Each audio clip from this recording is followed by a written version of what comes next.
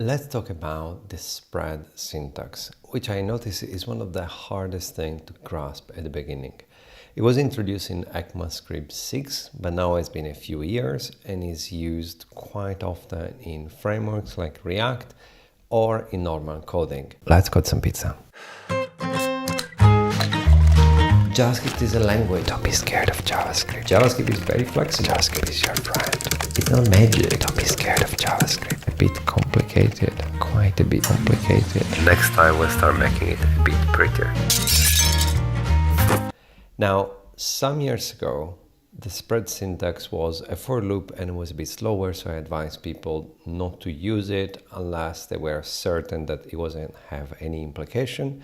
But in the test I did last year for a conference, I noticed there's no speed difference anymore, so you can use it freely unless you're using a very old version of Node. First of all, we need an iterable object, and the easiest iterable object you can think of is an array. So const array is equals to, let's put some numbers, and 100. So let's say that I want to add a number to this array. I can do it in many ways, but if I want to create a new copy, the classic way is new array is equal to the previous array concatenated to the new array, which contains the number 100, 101. And now if I console log the new array, I expect to see the number 101 at the end. So this does work. Of course you can do push, but push doesn't create a new copy. So in the idea that I want to create a new copy, then I need to use a non-destructive method. In this way, if I console log the original array, it doesn't have the number 101. So we are talking about creating a new array. So the spread syntax works like this. I say the new array, I will leave the old one here. The new array has everything the old array had spread, because if I write array here and then I add 101, what happens is I have an array inside the array. So I want this array to hide itself, to disappear. So I put 3 dots, and now the original array is spread in the new one. Out of curiosity, JavaScript also introduced a flat method which allowed to go from array to a flat array, but obviously it is not the most intuitive way to do it. So this syntax says flatten out everything that was in the array and then the rest, which means I can also add at the beginning, which concat, it was impossible unless I did something more creative. So with concat, I would have to do array of 0 dot concat array dot concat, a bit ugly. So the spread syntax is nice, and it works in general for any type of case in which I need to spread a value.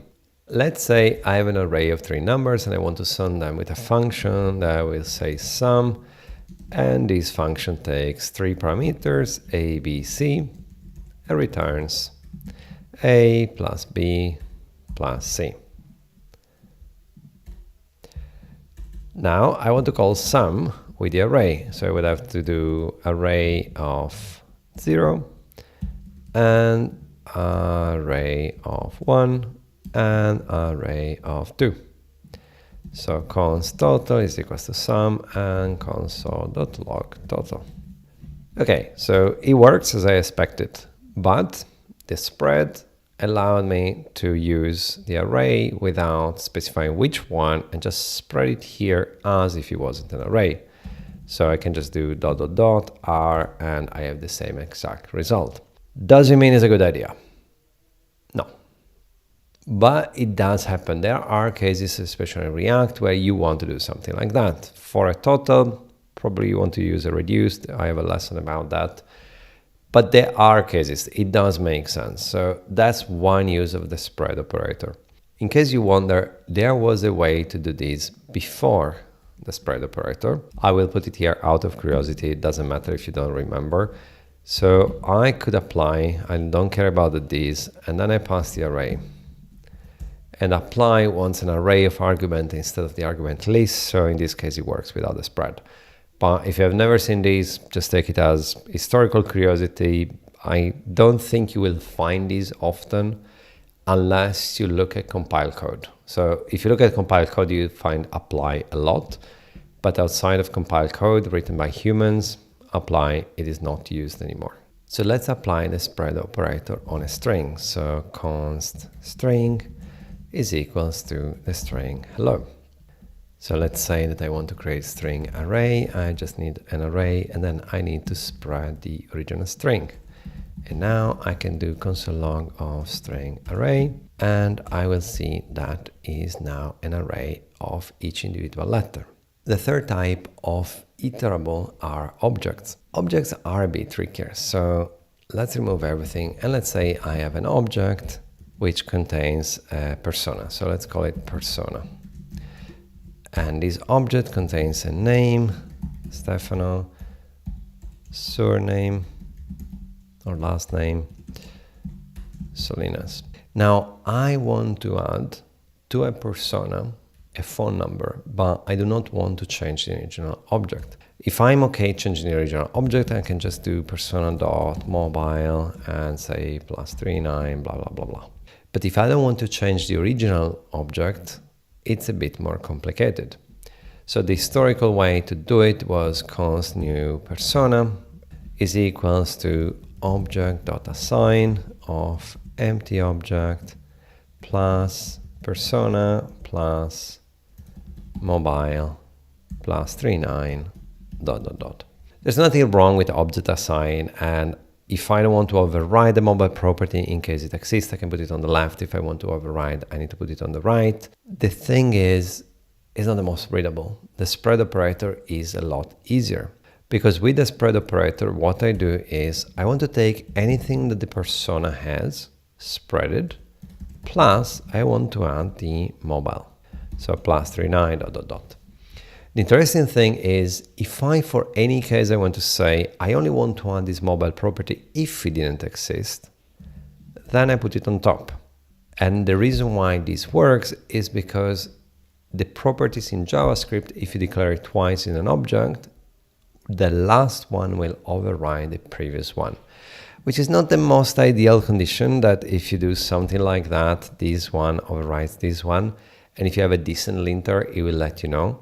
But that's how it works, and that's why if I put it after, I'm overriding the eventual persona mobile number, and if I put it before, I will have the opposite effect. So the spread operator works for array, string, and objects. But what happens if I try to mix them? If I have my array and yes, the number 5, 3, 9. And now I try to say that const new object is equal to the spread of array. What do you expect? We're going in the curiosity field. So if only you cared about what is a spread operator, this is an edge case. It will never happen. But it's interesting to see what happens if I try to do something like that. So let's try to say console log new object. It will spread. And it will spread because an array at the end is an object where the key is the actual index. And that's because JavaScript array are not actually arrays, they are lists, but that's a different conversation. It works. But if I try to do the opposite, I have my object, and my object has the property A1, B2, C3. And now I try to say that the new array is equal to the spread of my object. And I try to console log the new array. Nope. And that's because my object is not iterable. So in reality, it is iterable if you are within an object. But if you try to call the iterable method of arrays, because in this case you need to call the array iterable method, it will not work. So array to object, yes. Object to array, no.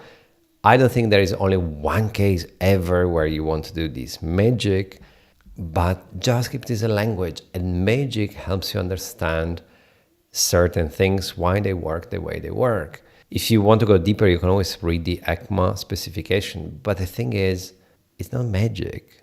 It's just a set of rules that are parsed in a specific order. And the reason why the people believe is more magical in JavaScript is because JavaScript is very permissive till it runs.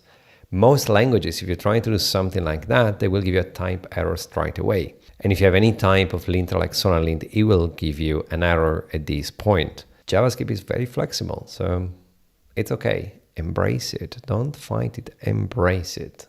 It will not exist forever. There will be other languages. TypeScript is already different. It's a superset, so this still works.